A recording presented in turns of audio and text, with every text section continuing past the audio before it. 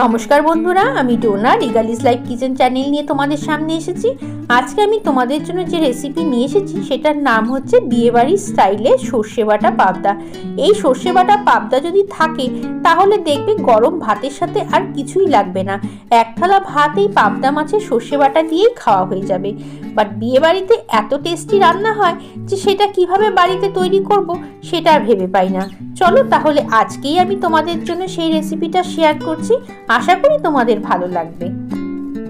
4 চামচ সর্ষেকে খুব ভালো করে ধুয়ে নিয়েছি, সেটা দিয়ে দিলাম মিক্সি জারে। এর সঙ্গে দিচ্ছি 3-4টে কাঁচা লঙ্কা, হাফ টমেটো আর দিচ্ছি 1/4 চামচের মতো নুন। এখন এই সমস্ত কিছুকে আমরা শুকনো গ্রাইন্ড করে নেব। শুকনো গ্রাইন্ড করা হয়ে গেছে। এখন এর মধ্যে দিয়ে দিচ্ছি একটা মিডিয়াম সাইজের পেঁয়াজ। এখন এটাকে জল দিয়ে একটা স্মুথ পেস্ট তৈরি করে নেব। দেখো পেস্টটা কিন্তু আমার একদম তৈরি হয়ে গেছে। এখন আমি তোমাদেরকে দেখাচ্ছি পাবদা মাছগুলোকে আমি অনেকক্ষণ আগে হলুদ আর লবণ মাখিয়ে রেখে দিয়েছি। এখন পাবদা মাছগুলোকে এই তেলের মধ্যে ভেজে নেব। এই রান্নাটা করার জন্য আমি কিন্তু সর্ষের তেলের ব্যবহার করেছি। তেলের মধ্যে হাফ চামচের মতো নুন দিয়ে দিলাম। নুন দিলে তেলের মধ্যে মাছটা লেগে ধরবে না এবং সহজেই উঠে চলে আসবে। আমি যে সর্ষেটা নিয়েছি সেই সর্ষেটার মধ্যে কালো সর্ষে আর হলুদ সর্ষে দুটো মেশানো ছিল। আমি 3 চামচের মতো হলুদ সর্ষে নিয়েছি আর 1 চামচের মতো কালো সর্ষে নিয়েছিলাম। দেখো এখন আমি পাবদা মাছগুলোকে ভেজে নেব। খুব বেশি কড়া করে কিন্তু ভাজবো না, মোটামুটি এইরকম ভাজা হয়ে গেলেই মাছগুলোকে নামিয়ে ফেলবো।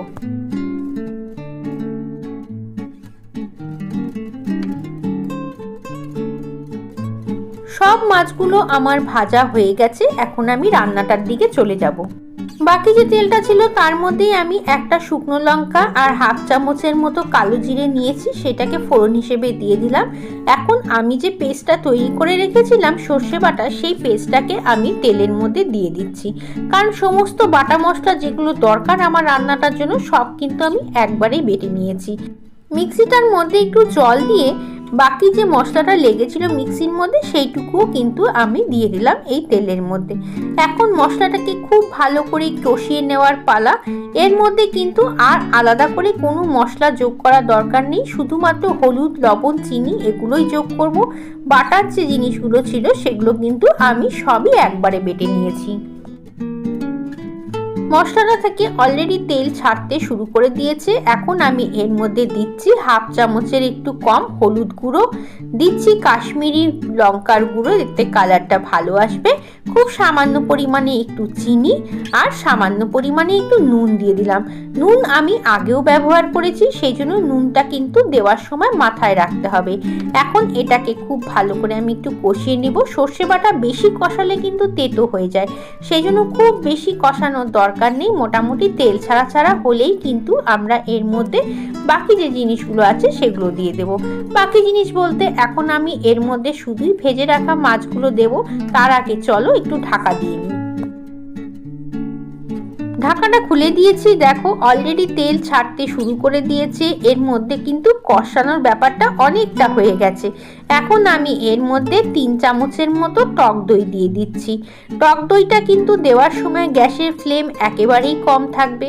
ফ্লেম কম অবস্থাতেই কিন্তু টক দইটা মশলার সঙ্গে খুব ভালো করে মিশিয়ে নিতে হবে। এইভাবে করেই আমরা কিন্তু বিয়ে বাড়িতে যে পাবদা মাছের সর্ষে বাটা করে ঠিক সেম প্রসেসেই করে। আশা করি তোমাদের আমার এই রেসিপিটা ভালো লাগবে। একবার যদি বাড়িতে এইভাবে করে বানাও তাহলে দেখবে বাড়ির লোকজন কিন্তু একেবারেই প্রশংসা করে তারপরেই পাত থেকে উঠবে। দেখো মাছগুলো যে ভেজে তুলে রেখেছিলাম সেই মাছগুলোকে দিয়ে দিলাম। মাছগুলো যেহেতু খুব নরম মাছ, খুব বেশি নাড়াচাড়া করার দরকার নেই। এপিট ওপিট করে এর মধ্যে কিন্তু আমরা গরম জল দিয়ে দেব। আর এই ঝোলটা কিন্তু খুব বেশি ঝোল হয় না, একেবারেই গা মাখা মাখা হলে তবেই কিন্তু ভালো হবে। খুব আস্তে আস্তে করে আমি মাছগুলোকে এপিট ওপিট করে দিচ্ছি।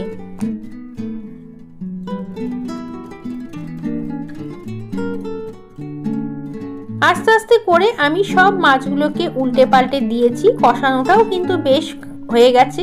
তেল ছাড়া ছাড়া হয়ে গেছে আর খুব সুন্দর একটা গন্ধ বেরোচ্ছে। শীতকাল যেহেতু, তোমরা কিন্তু অবশ্যই এর মধ্যে ধনেপাতা দেবে। এখন আমি এর মধ্যে চেরা কাঁচা লঙ্কা দিয়ে দিলাম। ঝালটা যার যার ব্যক্তিগত। প্রথমে আমি 4টে কাঁচা লঙ্কা ব্যবহার করেছি, এখন আমি 3টে দিলাম। আর খুব সামান্য পরিমাণে ঝোল আমি এর মধ্যে দেব। গরম জল করে রেখেছিলাম, সেই গরম জলটা ঝোল হিসেবে ব্যবহার করছি। দেখো, এইভাবে করে ঝাঁকিয়ে দেবে। বেশি নাড়াচাড়া করলে মাছ কিন্তু ভেঙে যাবে। এই রান্নাটার জন্য আমি ছোট চায়ের কাপে 1.5 কাপের মতো ঝোল দিলাম। খুব বেশি ঝোল দেব না, সেটা তো আমি তোমাদেরকে আগেই বলেছি।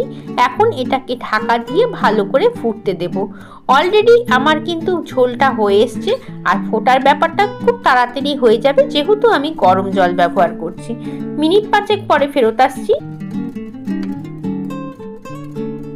5 মিনিট হয়ে গেছে, ঢাকাটা খুলে দিলাম। দেখো, একেবারেই তৈরি হয়ে গেছে মাছের ঝোল। বেশ সুন্দর তেলটা ভাসা ভাসা হয়ে গেছে, মানেই আমার মাছের ঝোল একেবারেই তৈরি। এখন এর উপর দিয়ে আমি ধনেপাতা দেব।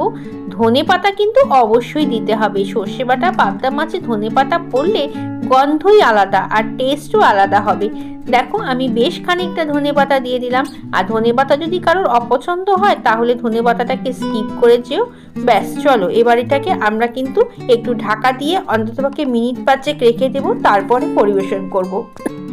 তোমরা চাইলে এর উপর দিয়ে 1 চামচের মতো কাঁচা সর্ষের তেলও দিতে পারো। এই দেখো, তৈরি হয়ে গেছে একদম বিয়েবাড়ি স্টাইলে পাবদা মাছের সর্ষে বাটা। কেমন লাগলো রেসিপিটা? খুব সহজ রেসিপি, ঝটপট তৈরি হয়ে যায়, একদমই বেশি কিছু উপকরণ লাগে না। আমার রেসিপি যদি ভালো লাগে তাহলে অবশ্যই লাইক, কমেন্ট, শেয়ার করো। নতুন বন্ধু হয়ে থাকলে বা আজকেই প্রথম যদি চ্যানেলটা দেখে থাকো তাহলে অবশ্যই সাবস্ক্রাইব করে নিও।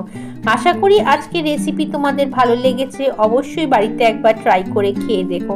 চলো তাহলে আজকের মতো তোমাদের কাছ থেকে বিদায় নিচ্ছি। আবার আসবো অন্যদিন অন্য একটা সুন্দর কোনো রেসিপি নিয়ে। ততক্ষণ তোমরা সবাই ভালো থেকো এবং সবাইকে টাটা।